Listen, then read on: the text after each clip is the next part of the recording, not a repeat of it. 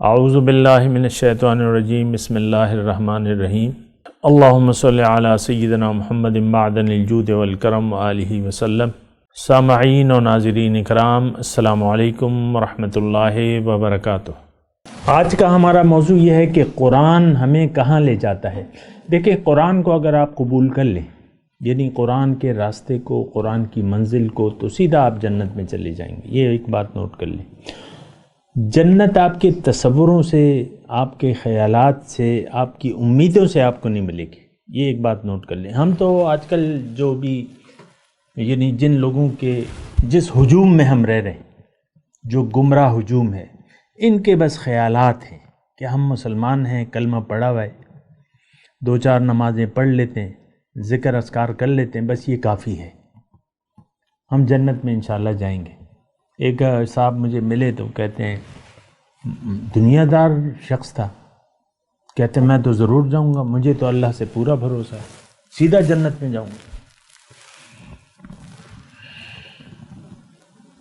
کیوں؟ کہتا ہے میں، وہ حدیث ہے بھئی، وہ خیر یہ بات تو اس نے کوٹ نہیں کی تھی، لیکن وہ کہتا ہے میرا گمان یہ ہے کہ اللہ تعالیٰ مجھے تو دوزخ میں تو سیدھا سادہ آدمی ہوں، بس سیدھا جنت میں جاؤں گا، یہاں بھی دے رہا ہے وہاں بھی دے گا۔ اور یہ میں نے ہی قرآن کی وہ بات کی ہے، ایک باغ تھا تو اس کے جو مالک تھا تو وہ اسی گھمنڈ میں تھا، وہ یہ کہہ رہا تھا کہ اللہ بولا ارددت الی ربی لاجدن خیرا منہا منقلبا، اگر میں رب کی طرف گیا، اللہ تعالیٰ نے تو مجھے یہاں بھی دیا ہے، اگر میں رب کی طرف گیا تو اس سے بہتر مجھے وہاں دے گا۔ گمان اس کا یہ تھا، حالانکہ وہ گمراہ تھا، شکر نہیں کرتا تھا، وہ پورا واقعہ ہے قرآن۔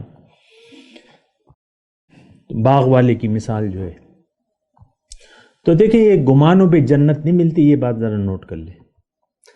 اور یہ بات بھی ساتھ نوٹ کر لیں کہ آخرت میں 1-2 میں سے ایک جگہ آپ نے ضرور جانا ہے، اگرچہ ہمیں تو یقین نہیں ہے، نہ جنت پہ ہے نہ دوزخ پہ، بس یہی دنیا ہے،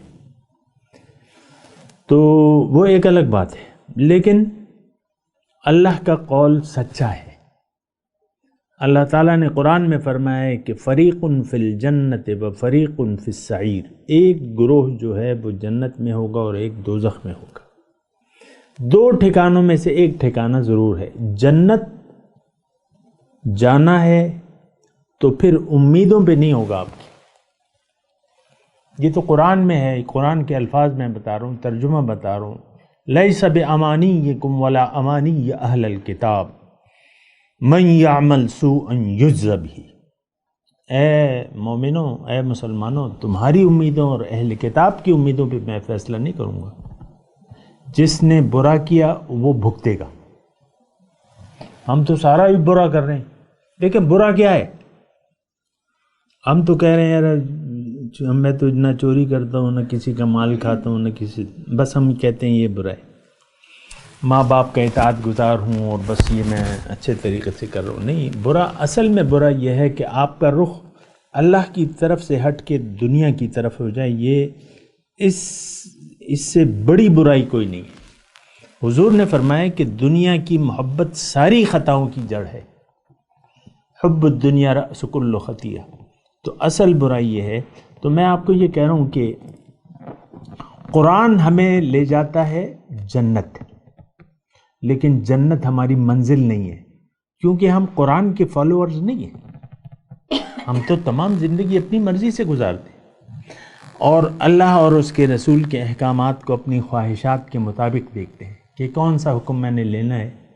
بعض لوگ کہتے ہیں یار قرآن میں اتنی وہ نہیں ہے، اتنی سختی نہیں ہے۔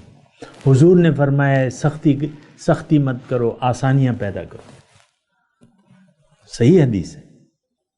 اب یہ چند باتیں حضور کی ہم نے لے لی ہیں کہ نہیں اتنی سختی نہیں، اب وہ سختی نہیں ہے تو تم خیر روزہ بھی مت رکھو، کبھی زیادہ گرمی لگ رہی ہے روزہ بھی، ایسا ہی ہوتا ہے، آپ دیکھ لیں، نماز بھی نہ پڑھو۔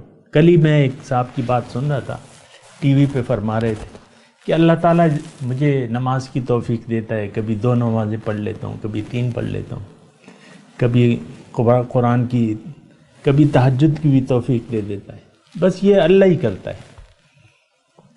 یعنی یہ اس کا خیال تھا۔ تو اب یہ دیکھیں یہ خیالات ہیں ہمارے، بھئی نماز تو تم پہ لازم ہے، فرض ہے، وہ تم نے پڑھنی ہے، اللہ نے نہیں پڑھوانی تمہیں۔ تو میں آپ کو یہ کہہ رہا ہوں کہ رخ کو آپ دیکھ لیں اور رخ کو بدلیں اپنے۔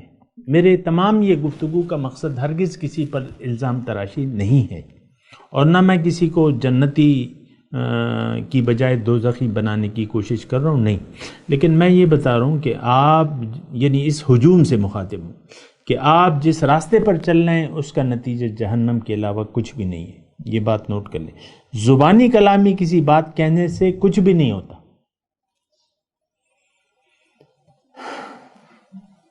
10 روپے کی روٹی بھی آپ کو کوئی مفت نہیں دے گا کہ بھئی 10 روٹیاں دے دو، اور وہ کہتا ہے لے لو، آپ پھر پیسے دیتے نہیں ہیں، تو 10 روٹی مل جائے گی آپ کو۔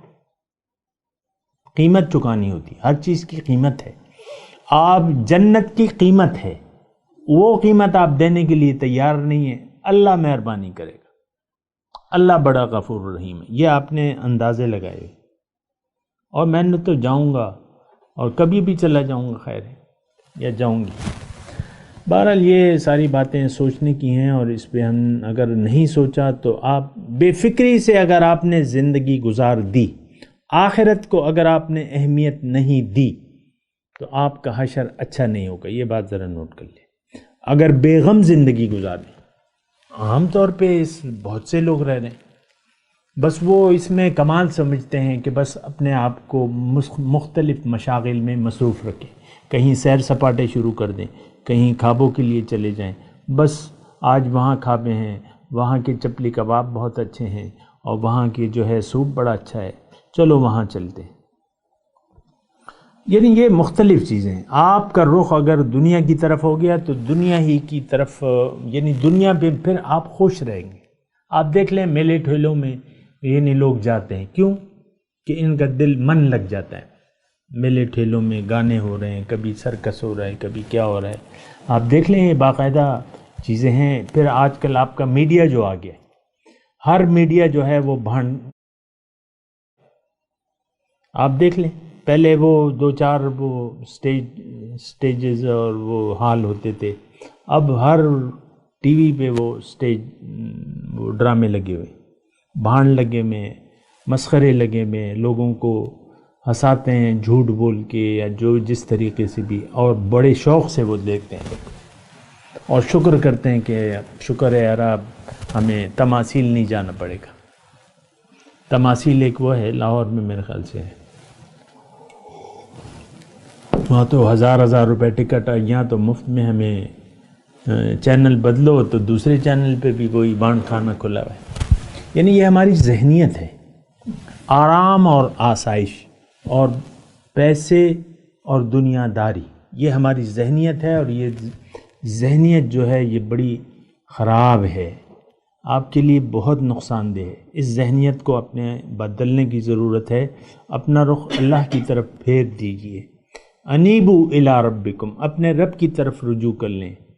استغفروا ربکم ثم توبوا الیہ، استغفار کرو اور پھر اس کی طرف مکمل متوجہ ہو جاؤ، اللہ تعالیٰ کی طرف۔ تو یہ اللہ تعالیٰ ہم سے چاہتا ہے کہ ہم خالص اسی کے بندے ہو جائیں، اور دین زندگی اس کے لیے خالص کر لیں۔ اس میں آپ کے لیے رکاوٹیں آتی ہیں، بھوک آتی ہے، پیاس آتی ہے، تو کوئی بات نہیں، یہ بہت سستا سودا ہے، چند دن ہیں گزر جائیں گے۔ آپ نے دیکھیں ابھی میری جو ہے وہ عمر جو ہے 63 کے لگ بھگ ہے، اب 63 سال۔ اس دن میرا ایک کلاس فیلو مجھے ملا، تو وہ کہہ رہا تھا مجھے تو نہیں کہہ رہا تھا، وہ تیسرے شخص کو کہہ رہا تھا کہ یہ میرا بتا رہا تھا کہ یہ میرا کلاس فیلو ہے، اور پھر مجھے مخاطب کیا رہا، بس وہ وقت گزر گیا، کل ہی کی بات ہے، ہم پرائمری اسکول میں اکٹھے بیٹھے ہوئے تھے، 63 سال گزر گئے، میرا ہم عمر تھا نا، مسجد نماز سے نکل لے۔ تو زندگی تو ایسے چٹکیوں میں گزر جائے گی آپ کی، لیکن جو نہیں گزرے گی وہ قبر کی زندگی ہے، وہ حشر کی زندگی ہے۔ مرنا نہیں ہے آپ نے، صرف جانا ہے، یہاں سے جانا ہے، اگلے زندگی میں آپ نے کنورٹ ہونا ہے. وہاں وفی الآخرت میں نے آپ کو بتایا وفی الآخرت عذاب شدید ومغفرۃ من اللہ. آخرت میں یا تو عذاب شدید ہوگا یا اللہ تعالیٰ کی طرف سے بخشش ہوگی، اور بخشش کی طرف اللہ تعالیٰ ہمیں بلا رہے ہیں. سارعوا الی مغفرۃ من ربکم وجنۃ عرضھا کعرض السماء والارض. جلدی کرو، دوڑو رب کی بخشش کی طرف. رب کو یہاں اپنے آپ کو بخشوا لو. ہم تو گناہ در گناہ، تو پھر یہ بخشش کا سامان ہم نہیں کر رہے. ہم تو دیکھیں جس کا رخ دنیا کی طرف ہو گیا اب اس کی بخشش مشکل ہے. یہ بات نوٹ کر لیں. ابھی میرے پاس وقت نہیں ہے، لیکن ہم نے یہاں بخشوانا ہے اپنے آپ کو. یہاں آپ نے بخشوانا ہے. بخشوا کے چلے جائیں تو ساری زندگی جو آنے والی زندگی ہے وہ بہتر ہوگی. وآخر دعوانا ان الحمد للہ رب العالمین. مولاي صل وسلم دائما أبدا على حبيبك خير الخلق كلهم